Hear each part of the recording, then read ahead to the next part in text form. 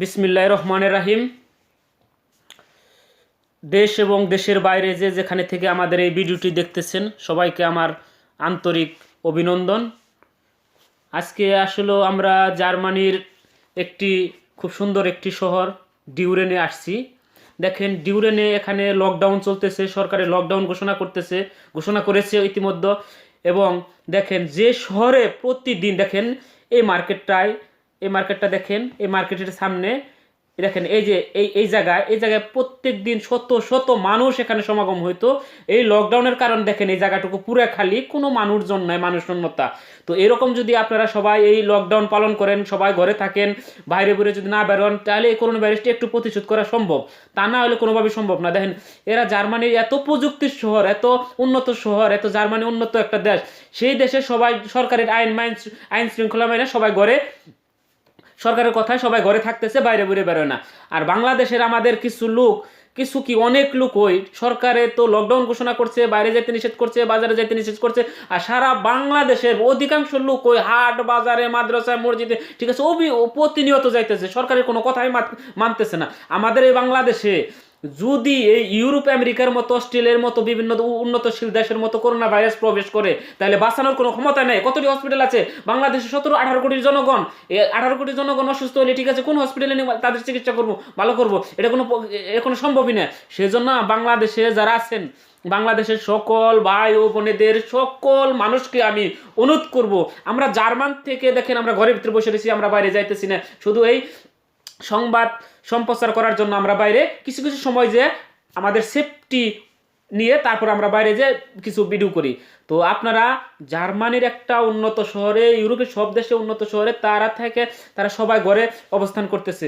আপনারা দয়া করে ঘরে থেকে বের হবে না, প্রয়োজনই ছাড়া, কোনো গুরুত্বপূর্ণ প্রয়োজন যদি না হয় তাহলে বেরোবেন না। আর প্রয়োজনে আপনারা হাতের, এটার কি বলে, হাতের হ্যান্ড গ্লাভস, মাস্ক, এই মাস্ক পরে, এই গ্লাভস পরে আপনারা ফুল প্যান্ট বা শু এগুলো পরে সুন্দর করে আপনারা বাইরে যাবেন। এবং আপনাদের প্রয়োজনীয় যে জিনিসটা আপনারা কিনবেন, যে জায়গায়, ঠিক সেই জায়গায় যাবেন, ডাইরেক্ট সেই জায়গায় যাবেন যেখানে মানুষ না আছে, একটু দূরে দূরে থেকে সেই জায়গায় যাবেন, সেই দোকানে যাবেন, দেখে আপনি 2 মিটার 3 মিটার দূরত্ব বজায় রেখে সেই জিনিসটা কেনাকাটা করে ডাইরেক্ট বাসা আপনার।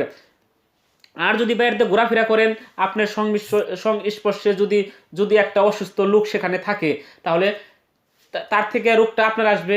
আপনি যখন বাসায় যাবেন, আপনার ফ্যামিলি অসুস্থ হবো, আপনার ফ্যামিলি যখন অসুস্থ হবো, আপনার আত্মীয় স্বজন অসুস্থ হবো, আপনার পাশের বাড়ির লোক অসুস্থ হবো, সেই জন্য আস্তে আস্তে পুরো গ্রামটা ছড়িয়ে পড়বো। এখনো যারা সাবধান না, যাদের গ্রাম এখনো ভালো আছে, এখনো কোনো এই করোনা ভাইরাস দেখা দেয় নাই, তারা সরকারের যে নির্দেশনা, আপনারা নির্দেশনা পালন করুন। আপনারা যদি সরকারের নির্দেশনা পালন করুন, তাহলে আপনাদেরই ভালো হবে, দেশের ভালো হবে, দেশের মঙ্গল হবে। দেশটা এই পর্যন্ত আমাদের যখন 1971 সালে যখন আমাদের পাকিস্তানের সাথে বাংলাদেশ ভাগ হয়ে যখন আমরা আসছিলাম, তখন আমাদের বাংলাদেশে কি ছিল? রাস্তাঘাট, কলেজ, মাদ্রাসা, কত টাকা ব্যালেন্স নিয়ে আমরা আসছিলাম? কোনো কিছু ছিল না। আর আজকে আমাদের বাংলাদেশটা অনেক উন্নত হয়েছে, যে পর্যায়ক্রম অনেক সরকার আসছে, কিছু কিছু করতে করতে করতে করতে আজকের সরকার অনেক করেছে, দীর্ঘ সময় আছে, এই কারণে আমাদের বাংলাদেশটা অনেক উন্নত হয়েছে। চাই না আমরা, ঠিক আছে, তো এই বাংলাদেশটা আবার ধ্বংস হয়ে যাক এই মানুষের কারণে। তো আপনারা সরকারের নির্দেশনা পালন করবেন, কেউ বাইরে যাবেন না। দিনে প্রত্যেক দিন অন্তত, যদি বাহিরেও না যান, প্রত্যেক দিন অন্তত আপনাদের হাত কবজা পর্যন্ত সাবান দিয়ে বা কোনো থাকলে আপনার অ্যান্টিসেপ্টিক কোনো জিনিস থাকলে সেটা দিয়ে হাত ধুবেন মিনিমাম 30 সেকেন্ড, আধা মিনিট ধরে হাত কষলিয়ে সুন্দর করে পরিষ্কার করবেন।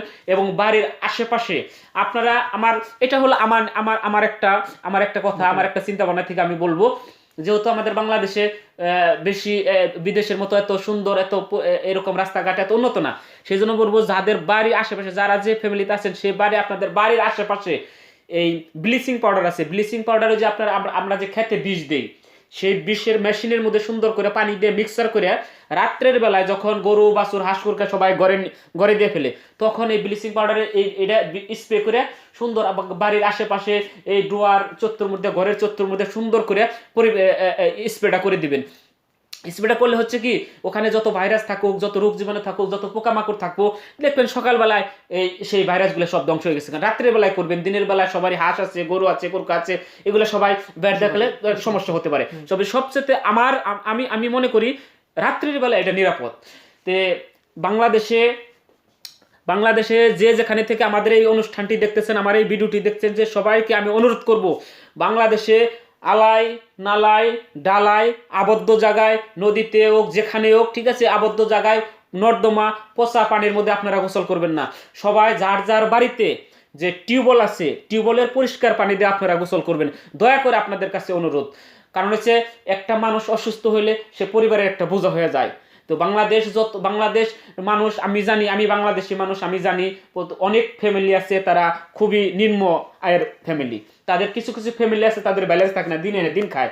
সেই জন্য আমি বলবো যে আপনারা বাংলাদেশে যে যেখানে থেকে আমার এই ভিডিওটি দেখতেছেন, আপনারা আবদ্ধ জায়গায় যে একটা পাগারের মধ্যে থাকে বা একটা খালের মধ্যে আবদ্ধ জায়গায় পচা নর্দমা পানি, সেখানে একটা গরু পচা আছে, একটা হাঁস পচা আছে, একটা মুরগি পচা আছে, একটা সাপ পচা আছে, একটা ব্যাঙ পচা আছে, সেই জায়গায় যদি আপনারা গোসল করেন তাহলে এটা আপনাদের জন্য, আমাদের জন্য খুব একটা খারাপ।